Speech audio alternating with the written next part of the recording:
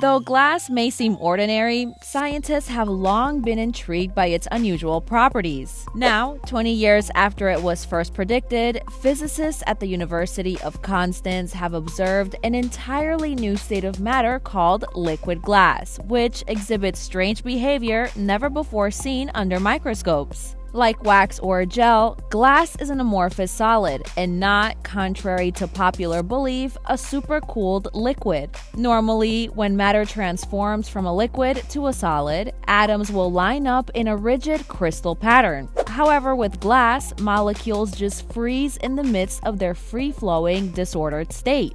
The team made the discovery while studying the behavior of tiny particles suspended in liquid. These mixed substances, known as colloids, contain molecules in different phases of matter, like bits of fruit suspended in jams or jellies. The researchers used elliptical-shaped particles, tracking their ability to move and rotate. At higher concentrations, the particles blocked each other from rotating, but could still move, forming a new state of matter. According to the study, the liquid glass state comes from two competing liquid-to-solid transitions interacting. The study was published in Proceedings of the National Academy of Sciences.